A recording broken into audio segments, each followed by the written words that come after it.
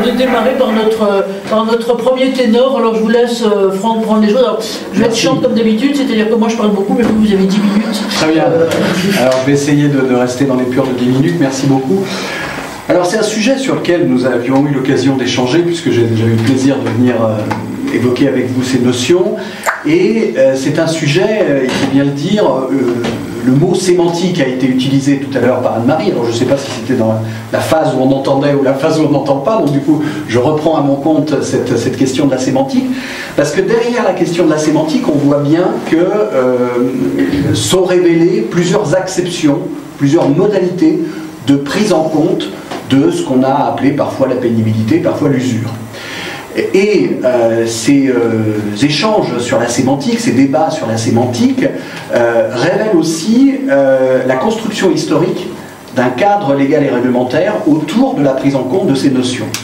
Alors déjà, il faut noter une caractéristique assez particulière sur cette question de la pénibilité versus usure, c'est que la réglementation, à chaque fois sur ces questions, depuis 2003, qui est la période la plus ancienne à laquelle je vais remonter pour faire dater la prise en considération de la pénibilité et puis de l'usure, c'était chaque fois à l'occasion de réformes des retraites.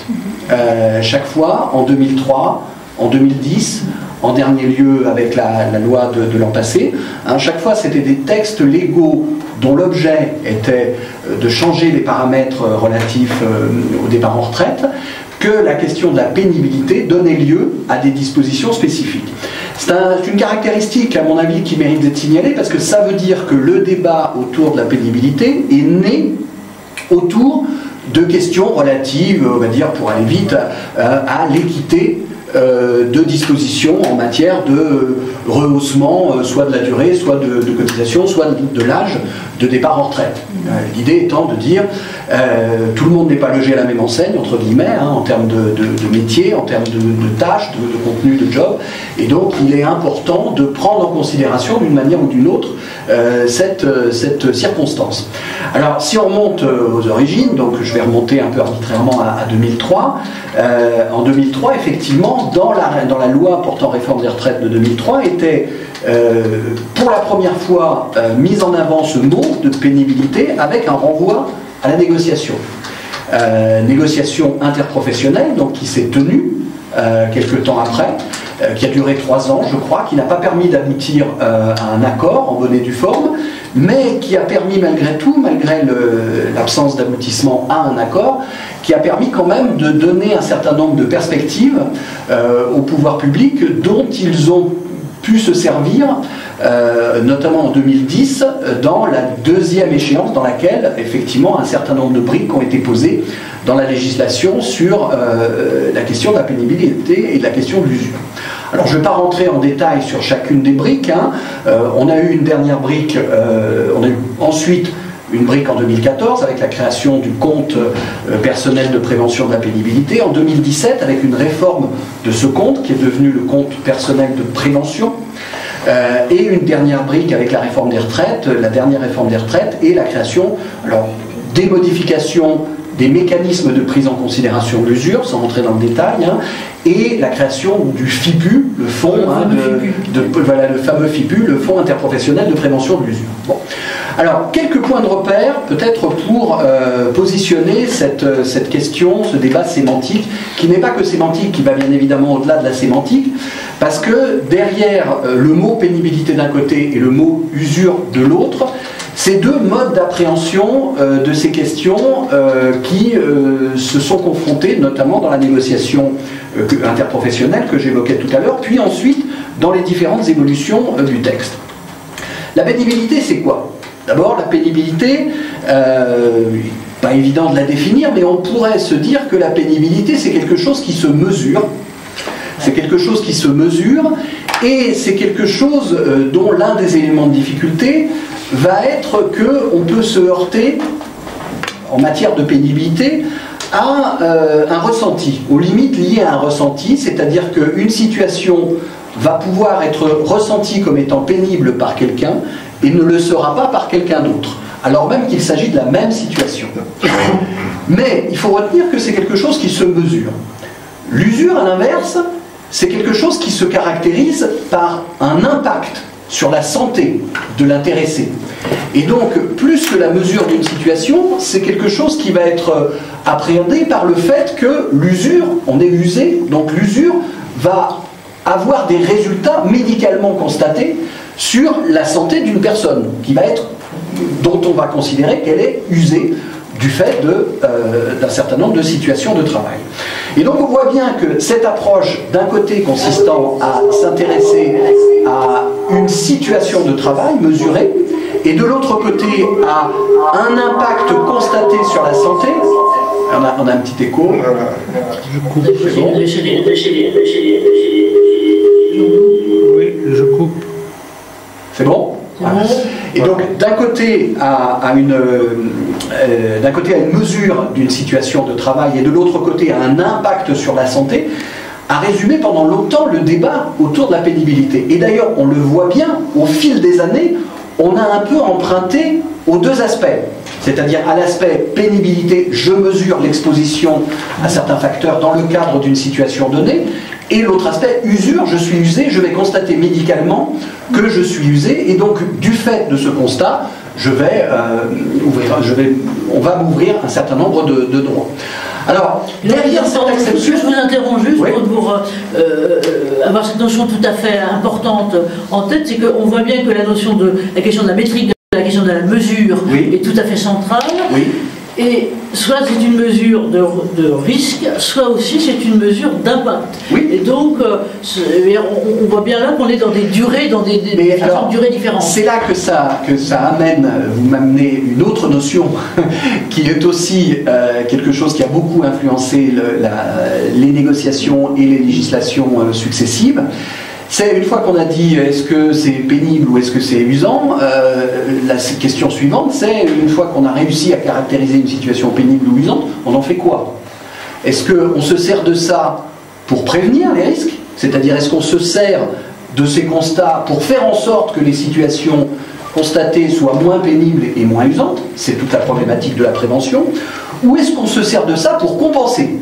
C'est-à-dire pour mettre en place des mécanismes permettant, non pas par eux-mêmes en tout cas, d'éviter la situation donnée, mais d'apporter un avantage particulier qui va prendre en considération le fait que l'intéressé est placé face à une situation pénible ou usante. Voilà. Et donc là aussi on voit bien prévenir ou compenser, ou prévenir et compenser. Est-ce que les deux d'ailleurs ne peuvent pas parfois être contradictoires? C'est aussi un débat. Est-ce qu'en compensant, on n'est pas dans une situation qui va être parfois anti-prévention, puisqu'on va inciter parfois à rester dans une situation pénible parce si on n'est plus dans cette situation, on n'a plus la compensation. Donc effectivement, ça ouvre là aussi un certain nombre de débats. Alors aujourd'hui, à l'heure où on se parle, quels sont les modes d'appréhension de l'usure? Alors on parle aujourd'hui d'usure parce qu'effectivement le mot pénibilité, qui a été dans le Code du travail à un moment donné, notamment suite à la réforme de 2010, n'est plus dans le Code du travail, et désormais, soit on parle de compte personnel de prévention tout court, avec l'exposition à un certain nombre de facteurs de risque professionnel, soit on utilise le mot usure, ce qui est le cas dans la toute dernière réforme, avec le Fonds interprofessionnel de prévention de l'usure, le mot ayant été choisi à dessein. Alors, quels sont les grands axes de prise en considération aujourd'hui, à l'heure où on se parle, de la pénibilité ou de l'usure? C'est d'abord le compte personnel de prévention. On a 6 facteurs d'exposition, qui sont dans le compte personnel de prévention. On est sur une logique de mesure d'une exposition pour ces 6 facteurs de risque caractérisés. Et l'exposition à ces 6 facteurs de risque ouvre droit à un certain nombre, alors sans rentrer dans le détail, de points qui permettent soit d'accéder à des droits à formation, soit d'accéder à des droits permettant de passer à temps partiel, soit de bénéficier d'un départ en retraite précoce de l'ordre de 2 ans maximum par rapport à ces droits. Autre élément, on a un mécanisme depuis la réforme de 2010 de retraite pour incapacité lié à un taux d'incapacité.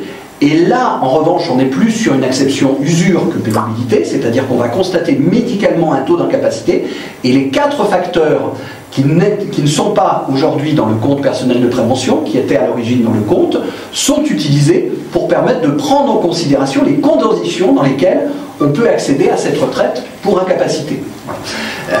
Le retrait de ces 4 facteurs, j'étais à l'époque conseiller du Premier ministre, hein, est au cœur justement de cette problématique pénibilité-usure, puisque si ces 4 facteurs ont été retirés, c'est parce que précisément il y avait des difficultés de mesure.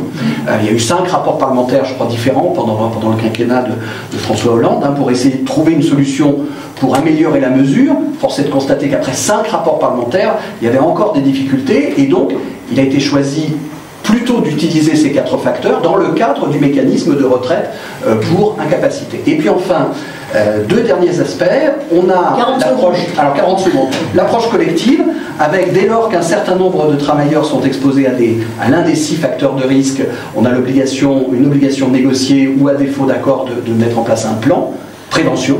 Et puis enfin, en dernier lieu, le FIPU. Et là, le FIPU, c'est sur les fameux 4 facteurs aussi, effectivement. On a toujours le plan, c'est les 6 facteurs. Le FIPU, c'est les 4 facteurs, avec un certain nombre de montants financiers. Alors, je crois, je ne voudrais pas dire de bêtises, je crois qu'on est sur du 1 milliard sur 5 ans. C'est ce qui était prévu initialement. C'est ce qui était prévu, on est sur du 1 milliard sur 5 ans, de montants qui peuvent être mobilisés dans le cadre de 4MP et en s'appuyant sur les négos de branche, hein, sur un certain nombre de mesures qui sont déterminées par les négos de branche, pour financer de la prévention dans le cadre de l'exposition à ces 4 facteurs. Voilà, très rapidement, quelques points de repère, effectivement, rapides, mais on voit bien qu'on est encore au cœur de cette discussion, de ce débat sur pénibilité ou usure, exposition ou constat médicalisé, et sur la manière justement de prendre en considération ces éléments.